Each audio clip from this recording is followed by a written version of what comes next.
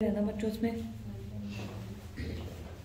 तो स्टूडेंट, आज मैं आपको एक बहुत ही इम्पोर्टेंट टॉपिक हमारा समाजशास्त्र का, जिसमें सबसे ज्यादा चांसेस इसमें इस टॉपिक को पढ़ने में होते हैं यूजीसी नेट के लिए।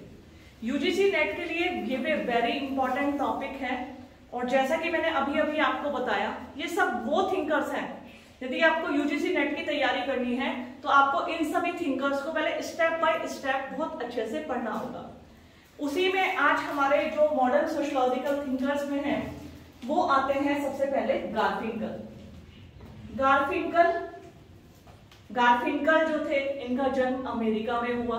अल्फ्रेड शुट्ज इनके गुरु थे और इन्होंने लोक विधि विज्ञान, जिसको इंग्लिश में बोला जाता है एथनोमेथोडोलॉजी या फिर नृजाति पद्धति शास्त्र, ध्यान रखना,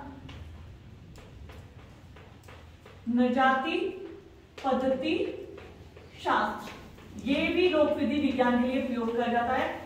एग्जाम में क्वेश्चन आ जाए कि नृजाति पद्धति शास्त्र किसे कहते हैं, इसके प्रणेता कौन थे, उनके सिद्धांत की व्याख्या कीजिए, तो कंफ्यूज मत होना, वो आपसे गारफिंकल के बारे में पूछ रहे हैं। तो हेरोल्ड गारफिंकल की यदि बात करें तो आपने 1967 में अपनी एक किताब लिखी थी, स्टडीज इन एथनोमेथोडोलॉजी। इसमें आपने लोक विधि विज्ञान के बारे में विस्तार से बताया। और सबसे बड़ी मैं बात करूं यदि, तो ये क्लासिकल थिंकर्स जो शास्त्रीय समाजशास्त्र से विचारक थे, कार्ल मार्क्स, दुर्खीम, वेबर, इनके फेवर में नहीं थे, इनके अगेंस्ट थे। वो कहते हैं इन्होंने तो समाज को ही सब कुछ बना दिया। कार्ल मार्क्स, दुर्खीम, या मैं तुम्हारे सामने दुर्खीम की बात करूं तो दुर्खीम क्या कहते थे, समाज ही वास्तविक देवता है, समाज ही सब कुछ है, वो सोसाइटी को सब कुछ मानते थे। तो गारफिंकल कहते थे इन्होंने सबने समाज को ही इंपॉर्टेंस दी है, जबकि इंपॉर्टेंस देनी चाहिए थी इसमें रहने वाले व्यक्तियों को, उनके विचारों को, उनकी विचारधारा को। तो उन्होंने इनको कहा कि ये मैं इनको एक्सेप्ट नहीं करता। इसी प्रकार वो प्रकार्यवाद और संघर्ष, इनके विरोधी भी थे। कौन? गारफिंकल। ध्यान देना, यूजीसी नेट में अक्सर क्वेश्चन घुमा के पूछे जाते हैं कि कौन क्लासिकल थिंकर्स की अवहेलना करता है, उनको स्वीकार नहीं करता, संघर्ष और प्रकार्यवाद को भी नकारता है। तो आपके सामने ऑप्शन होंगे तो आप उसमें गारफिंकल निशान लगाइएगा। अब आते हैं, गारफिंकल ने इन सबको नकारा और अपने सिद्धांत को लोक विधि के माध्यम से बताया। तुम्हारे सामने अगर मैं बोलूं बच्चों, व्हाट इज एथनोमेथोडोलॉजी, क्या इस कक्षा में मौजूद तुम सब बच्चों में से बता पाएगा एथनोमेथोडोलॉजी क्या है? बोलो। नहीं आता तो सिंपल मना कर दो, आवाज निकाल के मना करो। नहीं आता। और यदि जस्ट मैं सिंपल शब्दों में अभी तुम्हें समझा दूंगी तो तुम कहोगे मैडम ये तो बहुत इजी था, ये तो हमें आता है। देखो, लोक विधि, अभी हम इंग्लिश वर्ड पे नहीं जाते, हम इसके हिंदी वर्जन पे जाते हैं। लोक विधि, इसे लोक विधि विज्ञान कहा गया है। लोक विधि विज्ञान, ये लोक विधि दो शब्दों से मिलकर बना है, लोक प्लस विधि। लोक बोलते हैं जन, जनता या आमजन के लिए, विधि होता है जानकारी या उनसे जानकारी एकत्र करना या विधिया। तो लोक विधि विज्ञान हमारी ही जनता के बारे में सूचनाओं को एकत्रित करने की, जानकारी एकत्रित करने की विधियां हैं। सिंपल, इसको मैं एक एग्जांपल से समझाऊंगी। एक व्यक्ति अस्पताल गया, ठीक है, अस्पताल गया और उसने अपने पेट पे हाथ रखा था। फिर उसने डॉक्टर का कमरा देखा और डॉक्टर के कमरे में पहुंचा तो डॉक्टर ने पूछा कि भाई तुम क्यों आए हो? जब भी हम बीमार होते हैं तो हम जिस भी डॉक्टर के पास जाते हैं, क्या वो हमारे चेहरे को देखकर दवाई दे देता है? सबसे पहले वो हमसे पूछता है आप यहाँ क्यों आए हैं, आपको क्या हुआ है और आप किस बीमारी का सामना कर रहे हैं। तो वो आदमी जो था पेट पे हाथ रखकर गया, डॉक्टर के पास पहुंचा। डॉक्टर ने क्या किया, उससे पूछा तो उसने कहा डॉक्टर साहब मेरे पेट में बहुत दर्द है। डॉक्टर ने कहा अच्छा, पेट में दर्द है, कब से? हमेशा ही होता है या अभी हुआ है? तो उसने कहा कल से मेरे बहुत दर्द है। तो डॉक्टर साहब ने पूछा कि कल से? कोई खास वजह? हाँ डॉक्टर साहब कि क्या? कि मैं 2 दिन से शादियां घर में बहुत चल रही हैं, पड़ोसी के यहाँ भी, मित्र के यहाँ भी गया शादियों में, खूब खाने को मिला और मैंने ज्यादा खा लिया तो पेट में दर्द हो गया। ये तुम्हें एक कॉमन सी बात लग रही है ना? कि एक आदमी डॉक्टर के पास गया, डॉक्टर ने उससे वार्तालाप की और उससे जानने की कोशिश की, तो डॉक्टर को कंक्लूजन निकल के आया इस व्यक्ति ने बहुत सारा खा लिया और इसके पेट में दर्द हो गया। वास्तव में ये लोक विधि है। गार्फिंकल के अनुसार यही लोक विधि है, मतलब सामान्य वार्तालाप के माध्यम से सामने वाले के मन के विचारों को जानना और उससे निष्कर्ष निकालना। तो डॉक्टर ने निष्कर्ष निकाला, या गार्फिंकल कहते हैं, इससे मैं ये अंदाजा लगा सकता हूं कि हमारे समाज में कुछ ऐसी रीतियां प्रचलित हैं। रीतियां मतलब शादी विवाह की जहां मुफ्त का खाना मिलता है, ठीक है? होटल में जाते हो तो आप 10-10 डिश मंगवाते हो, ऑर्डर करते हो? नहीं तो पहले तुम बजट देखते हो कौन सी सस्ती, अच्छा 160 रुपए, फिर हमारे पास कितने हैं 400 रुपए, तो ये नहीं, कुछ और लेंगे तो 2 आ जाए। कहने का मतलब तुम्हें मैं बहुत ही साइकोलॉजिकल वे में समझा रही हूँ। हम चीजों को देखते हैं, लेकिन शादियों में क्या होता है? एक लिफाफा बनाया और सारे स्टॉल मुफ्त। अब हमारे पास ऑप्शन है खुला, ये भी खाना, ये भी खाना, ये भी खाना, ये भी खाना और अंततः स्वीडिश को भी खाना। तो गार्फिंकल कहते हैं इससे सहज ही इस चीज का आभास होता है कि जो हमारी सोसाइटी है, उस सोसाइटी में कुछ ऐसे नियम बने हुए हैं। उन्होंने, डॉक्टर ने साधारण बोलचाल की भाषा में पता लगाया कि आदमी ने बहुत ज्यादा खा लिया। खाया इस वजह से क्योंकि वो शादी में गया था और शादी में जो खाना होता है वो मुफ्त होता है। तो इस वजह से हमारी जो रीतियां बनी हैं वो जनता के द्वारा स्वीकृत विधि बनी हुई हैं। और इसी को गार्फिंकल एक मेथड बोलते हैं, डॉक्यूमेंट्री मेथड। जब हम किसी से वार्तालाप के माध्यम से उसके अंदर की चीजों को जानते हैं। जैसे मैं पूछने लगूं कि अनुराग, आज तुम क्लास देर से क्यों आए? बताओ अनुराग, सब बच्चे आ चुके थे, तुम सबसे बाद में आए हो क्लास में, क्यों? बारिश के कारण। अच्छा, बारिश शुरू हो गई थी जब तुम घर से चले? तुम तो सूखे हुए लग रहे हो। रेनकोट पहना था। देखो, व्हाट इज डॉक्यूमेंट्री मेथड? हम जब किसी के बारे में चीजों को, मतलब बातचीत के माध्यम से जानने की कोशिश कर रहे थे। मुस्कान, तुम क्लास में नहीं आ रही थी, क्यों? है? यहाँ नहीं थी। कहाँ थी? है? नानी के गई थी। क्यों? मेरा इलाज भी चल रहा है ना। अच्छा, मेरे स्टोन है ना पेट। अच्छा, तो कहाँ पर चल रहा है इलाज? वहीं दिखाया था पहले। दिखाया था वहां पर, तो अब आराम है? हाँ, अब यहीं कहीं कर रही क्योंकि नहीं निकलती ना वहां से भी। अच्छा, तो मेडिसिन ली है कोई? अब तुम वापस आ गई हो। कहने का मतलब मैंने सहजता से जान लिया, मेरा बच्चा क्लास में नहीं आ रहा था, रीजन था वो बीमार थी। कहने का मतलब ये तुम कहोगे मैडम गार्फिंकल को बता रही है कि हमारी डेली रूटीन को जान रही है। तो वास्तव में हमारी दिन प्रतिदिन की लाइफ की जो घटनाएं घटित होती हैं, गार्फिंकल के लोक विधि विज्ञान में उन्हीं को सहजता से जानने का प्रयत्न किया जाता है। वो कहते हैं जितनी भी थ्योरीज बनी है, वर्ग संघर्ष का सिद्धांत, दुर्खीम के सिद्धांत, उनको मैं नहीं मानता। यदि हमें व्यक्ति को समझना है और समाज को समझना है, सबसे पहले हमें उनके डे टू डे लाइफ, दिन प्रतिदिन की लाइफ को जानना होगा। उसके लिए उन्होंने लोक विधि विज्ञान को प्रतिपादित किया। लोक विधि कहते हैं जन या जनता की विधि या जानकारी एकत्रित करना। मतलब जब समूह के लोग, देखो सामान्य हम जो ट्रेडिशंस हैं, जो हमारी मान्यताएं हैं, वो कब मानते हैं? जो हमारे ट्रेडिशन हैं, रीति रिवाज हैं, परंपराएं हैं, प्रथाएं हैं, किन्हीं चीजों को हम मानते हैं। मैं तो कहती हूँ, मैं तो बहुत फ्रैंक हूँ, मैं किसी भी चीज से, हमारे सोसाइटी में शादी विवाह बने हैं कुछ संबंधों को शादी विवाह के बाद ही मान्यता दी गई है। उससे पहले सोसाइटी में उनको अच्छा नहीं माना जाता, खासतौर पे भारतीय समाज में। अब भारतीय समाज में उन रिलेशनशिप को अच्छा नहीं माना जाता। क्या मैं तुमसे जानना चाहती हूँ कि शादी से तुम एग्री हो? बोलो। Yes ma'am. जहां तक है, क्योंकि हम भारतीय समाज के नागरिक हैं, हम सभी लोग, सबसे मैं बातचीत करूं तो सभी लोग हम सहमत हैं कि वास्तव में कुछ संबंधों को शादी के बाद ही मान्यता मिलनी चाहिए, क्योंकि पवित्रता बनी रहती है, हमारे दिमाग में है, क्योंकि हमारे पेरेंट्स हमें अच्छा मानेंगे, हमारी सोसाइटी, क्यों, अपने दृष्टिकोण से नहीं, सुनो मेरी बात ध्यान से सुनना सभी लोग, क्योंकि उसमें सबकी सर्व सहमति है, सब लोग अच्छा मानते हैं उसको, पेरेंट्स अच्छा मानते हैं, समाज के लोग, रिश्तेदार, नातेदार, सहेलियां, सखाएं, सब लोग उनको मानते हैं, तो उसमें सामूहिक सहमति आ जाती है, तो उसी को हम गारफिंकल कहते हैं। ये हमारी दिन प्रतिदिन की लाइफ से जुड़ा हुआ है, जहां सबकी सहमति आती है वही नियम कानून बन जाते हैं। तो ये है लोक विधि विज्ञान।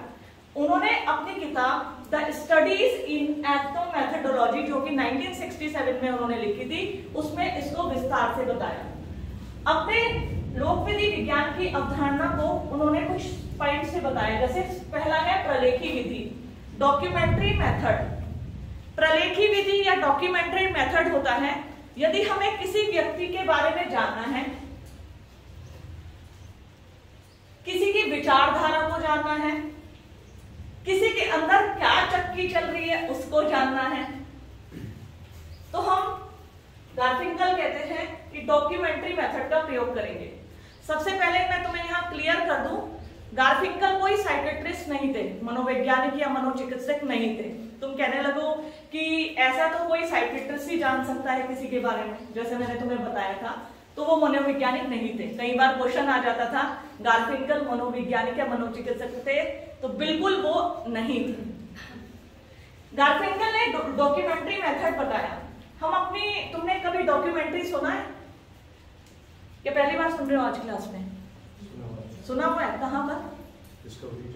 डिस्कवरी में। अरे वाह, बताओ कहाँ डॉक्यूमेंट्री देखी है कोई? मैंने तो बहुत सारी डॉक्यूमेंट्री देखी है।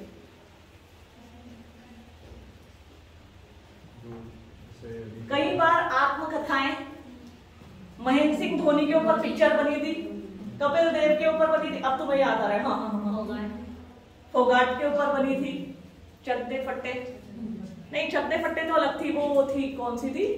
दंगल। वेरी गुड, बहुत अच्छी नॉलेज रखते हो तुम लोग तो पिक्चरों के बारे में, बस याद नहीं आ रहा।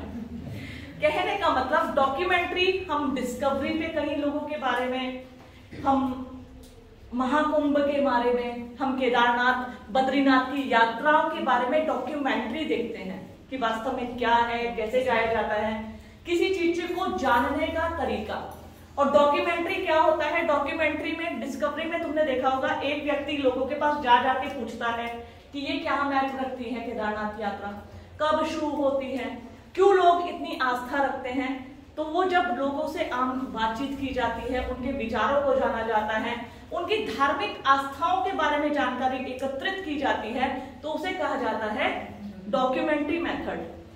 गारफिंकल कहते थे प्रलेखी विधि या डॉक्यूमेंट्री मेथड एक ऐसे मेथड है, ऐसी विधि है जिसमें व्यक्तियों की विचारों को, भावनाओं को बहुत पास से जानने की कोशिश की जाती है। जैसे मैंने अभी तुम्हें डॉक्टर का एग्जाम्पल दिया था, तो ये है डॉक्यूमेंट्री मेथड। नेक्स्ट आता है इसमें आत्मवाचक या रिफ्लेक्सिव एक्शन। आत्मवाचक क्रिया, क्रिया कहते हैं एक्शन, यानी कुछ कार्य करना।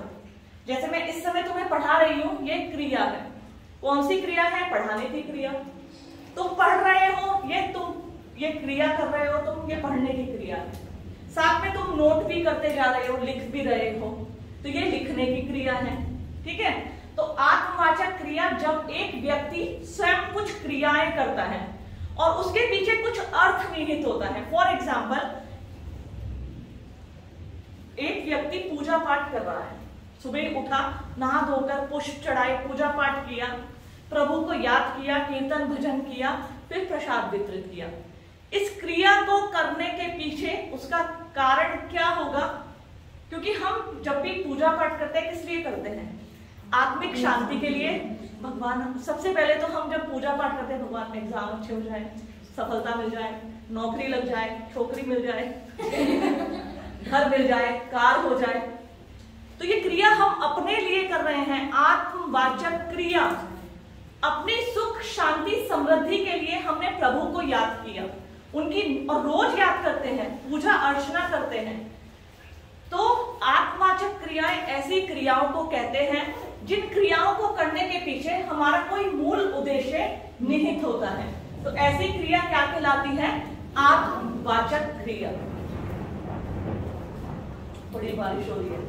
निर्देशिका, निर्देशिका के लिए प्रयोग किया है। निर्देशिका का अर्थ आता है, कई बार किसी व्यक्ति के कुछ एक्शन, कुछ चीजों से हमें आभास हो जाता है और हम उन लोगों से बात नहीं करते, या फिर कुछ लोगों से हम जब मिलते हैं तो हमें मन करता है हम इनसे कांटेक्ट नंबर ले लें, हमेशा बात करें।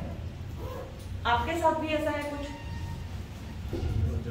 क्या कारण है तुम जब किसी व्यक्ति से दूर रहना पसंद करते हो? कई लोग होते हैं हाथ में गुस्सा, दांत भींच लेते हैं बात करते हुए, ऐसे करके हाथ भींच लेते हैं, ठीक है, गुस्से में, आवेश में।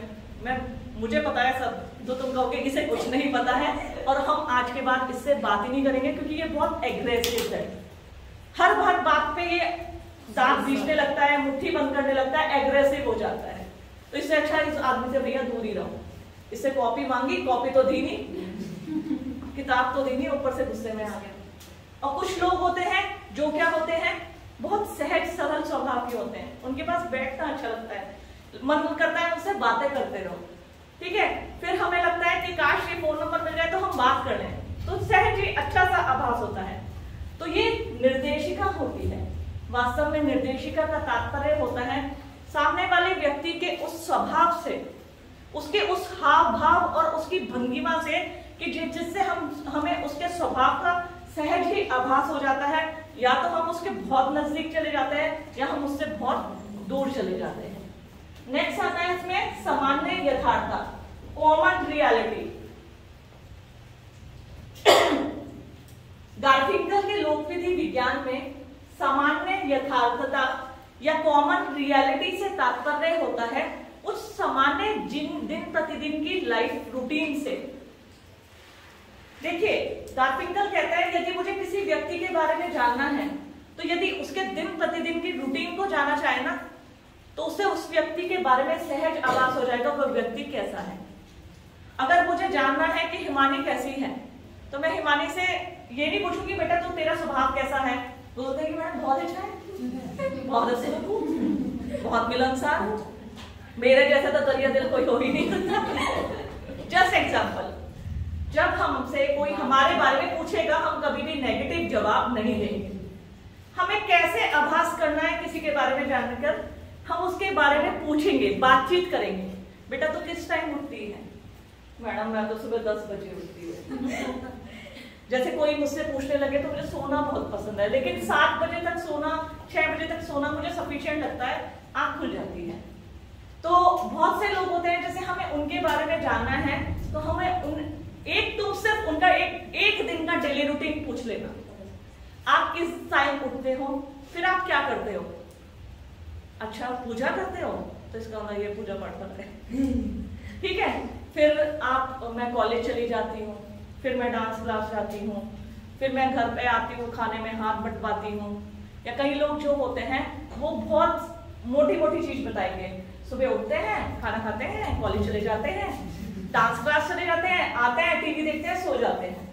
तो जस्ट ही मुझे सहज आभास हुआ ये व्यक्ति ना तो किसी के, ये अपने ही रूटीन में बिजी रहता है, इसे दूसरे से इसकी कोई सोशल लाइफ नहीं है, इसकी सोशल दायरा बहुत सीमित है।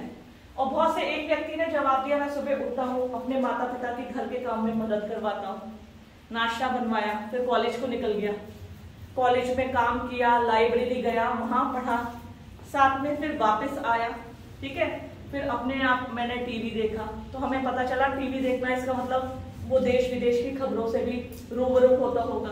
तो कहने का मतलब सामान्य यथार्थता से तात्पर्य किसी व्यक्ति के बारे में जानना है तो उसके दिन प्रतिदिन के जीवन को, डे टू डे लाइफ जिसे कहते हैं, डे टू डे लाइफ के बारे में अगर आप जानोगे तो उसके बारे में आपको सहजता से आभास हो जाएगा। तो ये आता है किसमें? सामान्य यथार्थता या कॉमन रियलिटी में। तो विज्ञान की बात करें तो लोक विधि विज्ञान का सिद्धांत जो है उनका एक बहुत ही साधारण सिद्धांत है जिसका संबंध होता है व्यक्ति से, व्यक्ति के सामान्य जीवन से, कॉमन वर्ड से, डे टू डे लाइफ से। ये क्वेश्चन नेट के हैं, रोजमर्रा की जिंदगी जिसे कहते हैं, डे टू डे लाइफ को हिंदी में बोलते हैं रोजमर्रा की जिंदगी या रोजमर्रा का जीवन।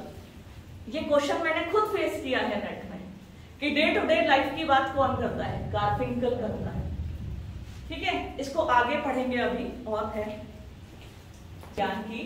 तो गार्फिंकल के लोक विधि विज्ञान में उन्होंने वास्तव में अपने लोक विधि विज्ञान को बताया व्यक्ति के दिन प्रतिदिन के जो डे टू डे लाइफ होती है उसकी स्टडी को, उसके अध्ययन को, उसके बारे में जानकारी एकत्रित करने को। ठीक है, तो उन्होंने उस अपनी अवधारणाएं दी थी। अब आपने गार्फिंकल ने लोक विधि विज्ञान की कुछ विशेषताएं बताई हैं। जैसे पहली है लोगों में वास्तविकता के प्रति अनुभूति। देखो, रियलिटी किसे कहते हैं, वास्तविकता किसे कहते हैं, मेरा पर्सपेक्टिव और तुम्हारा पर्सपेक्टिव वास्तविकता के प्रति क्या होता है, अलग होता है, दृष्टिकोण अलग होता है। कहने का मतलब तुम्हें मीठा पसंद है, मुझे नमकीन पसंद है, किसी को खट्टा पसंद है, सबकी अलग विचारधारा होती है और सोचने का नजरिया भी। अगर मैं पूछने लगूं बच्चों, बताओ कि जो हाल ही में मोदी जी के मन की बात का 100वां एपिसोड सबने सुना होगा, ठीक है, उसके बारे में आपकी क्या विचारधारा है? तो सबकी विचारधाराएं अलग अलग होंगी उसके बारे में। हम पॉलिटिकल बात को चलो यहां पर नहीं लेते, किसी और चीज के बारे में लेते हैं। किसी भी चीज के बारे में मेरी विचारधारा अलग होगी, आपकी अलग होगी। सोचने का तरीका, समझने का तरीका टोटली डिफरेंट होता है। लेकिन गार्फिंकल बात करते हैं डे टू डे लाइफ से, दिन प्रतिदिन की जिंदगी से या दिन प्रतिदिन के जीवन से। वो कहते हैं लोगों में वास्तविकता के प्रति अनुभूति, कि हर व्यक्ति जो होता है वो वास्तविकता क्या है उससे भली भांति परिचित होता है, वो उसके प्रति अनुभूति रखता है कि वो क्या सही है और क्या गलत है। इवन तुम लोग एक बात ये सब समझ लो, हम अपनी अच्छे बुरे की पहचान भी रखते हैं। चाहे हम कुछ गलत स्टेप उठाएं लेकिन हमें साफ पता रहता है ये गलत है। ठीक है, हमारा अंदर से जो वो होता है, अंदर से जो हम विचारों को व्यक्त करते हैं, तो हमें पता चल जाता है कि हम गलत स्टेप उठा रहे हैं, इसमें हमारा विरोध होगा, इसमें हमें कोई सही नहीं बताएगा। तो व्यक्तियों में क्या होता है, वास्तविकता की अनुभूति होती है। नेक्स्ट है पारस्परिक क्रियाएं आत्मवाचक होती हैं। जो पारस्परिक क्रियाएं होती हैं, परस्पर होने वाली क्रियाएं, वो आत्मवाचक होती है। मैंने अभी तुम्हें आत्मवाचक के बारे में बताया था। आत्मवाचक किसे कहते हैं? आप जो भी कार्य या क्रिया करते हैं, ठीक है, हमने अपने जो भी क्रिया, जो भी कार्य करें, इवन मैंने कोई परीक्षा दी है या शिवानी का एग्जाम है, अब 20 को है ना तेरा एग्जाम, क्यों दे दिए एग्जाम? बताओ, बैठ के बताओ। जॉब के लिए। जॉब के लिए। तो इसने सोचा मुझे एक अच्छी सी जॉब चाहिए, तो उसके लिए मुझे परीक्षा देनी पड़ेगी, उसको पास करना पड़ेगा, उसके लिए मुझे पढ़ना पड़ेगा। तो हम जो भी क्रियाएं करते हैं, आत्मवाचक क्रियाएं उसमें आती हैं। तो उन्होंने बोला पारस्परिक क्रियाएं आत्मवाचक होती है। पारस्परिक जो पढ़ना हुआ, परीक्षा देना हुआ, जो तुमने परीक्षाएं दी, वो सब आत्मवाचक क्रियाएं होती हैं। तुम सभी लोग एमए के जब एग्जाम दोगे, परस्पर जब एग्जाम फॉर्म भरोगे, वो भी एक क्रिया है, परीक्षा देने जाओगे, वो भी एक क्रिया है। तो पारस्परिक क्रियाएं जो होती हैं वो क्या होती हैं? आत्मवाचक होती हैं। आत्मवाचक अपने भले के लिए, अपनी पूर्ति के लिए किसी कार्य को करना। ठीक है, नेक्स्ट है इसमें निर्देशिका का अर्थ। निर्देशिका से को मैंने तुम्हें बताया था, कोई भी हाव भाव, कोई भी व्यवहार का तरीका। हमारे जैसे हम जब खुश होते हैं तो हम बहुत चेहरे पे मुस्कान, स्माइली फेस रहता है हमारा एकदम से। जब हम उदास होते हैं, ऐसे हमारा फेस एकदम से ऐसा लगता है कि देख के कुछ हुआ है आज। अक्सर जब मैं क्लास में पढ़ाती हूँ तो मैं डिपार्टमेंट में जाके ऑब्जर्व करती हूँ, सारे बच्चे ठीक से पढ़े, कुछ बच्चे शरारत करते रहते हैं या उदास रहते हैं। जैसे आज मैंने एक चीज ऑब्जर्व की, अंजू बड़ी चुप चुप है। आज उसकी तबीयत ठीक नहीं है बेटा। हाँ, तो मैंने देखो ये सहज ही आभास कर लिया इस बच्चे की तबीयत ठीक नहीं है। कहने का मतलब जो हमारी निर्देशिका होता है उसका अर्थ होता है, निर्देशिका का अर्थ होता है हमारे हाव भाव, हमारी भाव भंगिमाएं, हमारा व्यवहार का तरीका। मैंने कहा था ना, कुछ लोगों से हम सहज ही दूर रहना पसंद करते हैं, हम उनको पसंद नहीं करते, लेकिन कुछ लोगों को हम बहुत पसंद करते हैं। तो ये सब निर्देशिका के अंतर्गत आती है।